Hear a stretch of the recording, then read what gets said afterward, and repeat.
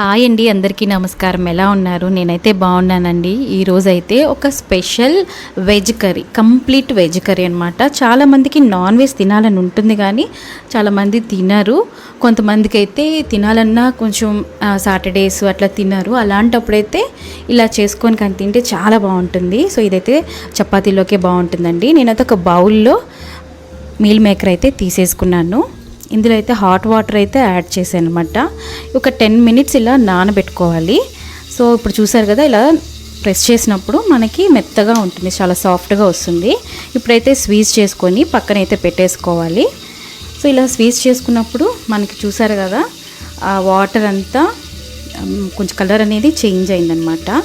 So ఇప్పుడు Swiss చేసుకున్న తర్వాత ఆ వాటర్ వంపేసుకొని మళ్ళీ ఒక బౌల్లోకి మామూలు నార్మల్ వాటర్ కానీ లేదా కొంచెం కూల్ వాటర్ అయినా కానీ యాడ్ చేసుకుంటే మనకైతే కంప్లీట్గా మనకి వాష్ అయితే అయిపోతుంది. మళ్ళీ ఇంకా వాష్ చేయాల్సిన అవసరం అయితే ఉండదు. ఇప్పుడైతే నేను స్వీజ్ చేసుకొని పక్కన పెట్టేసుకుంటున్నాను అనమాట. స్వీజ్ చేసుకొని పక్కన పెట్టేసుకున్నాను.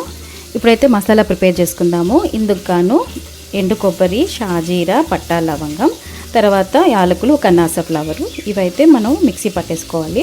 ఇందులోనే అల్లం వెల్లుల్లి కూడా వేసేసుకుంటే సరిపోతుందండి.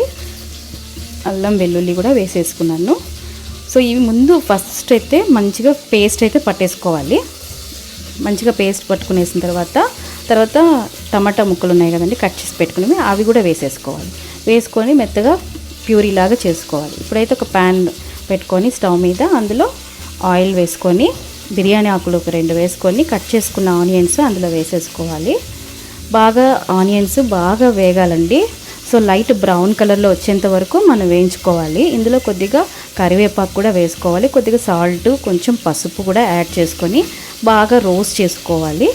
సో బాగా రోస్ట్ అయిన తర్వాత ఇందులో మనం పేస్ట్ చేసి పెట్టుకున్నాం కదా, అదైతే మొత్తం అందులో వేసుకోవాలి. మసాలా, కొద్దిగా కారము వేసుకోవాలి, కొంచెం గరం మసాలా పౌడర్ వేసుకోవాలి, అలాగే ధనియాల పౌడర్ కూడా కొద్దిగా యాడ్ చేసుకోవాలి. ఇప్పుడు మిరియాల పౌడర్ కూడా కొంచెం చల్లుకుంటే సరిపోతుంది. సో ఇవి కొంచెం కుక్ అయిన తర్వాత ఇందులో కొద్దిగా వాటర్ యాడ్ చేసుకోవాలి, ఎక్కువ వేసుకోకూడదు. సో వాటర్ యాడ్ చేసుకొని బాగా కుక్ అవుతున్నప్పుడు ఇందులో మనం స్వీజ్ చేసి పెట్టుకున్నాం కదండి, ఆ మీల్ మేకర్ అయితే వేసేసుకోవాలి. సో ఎక్కువ వాటర్ ఇప్పుడే వేయకూడదు, ఎందుకంటే ఈ మసాలా అంతా కూడా మనకు ఆ మీల్ మేకర్కి పట్టుకోవాలన్నమాట.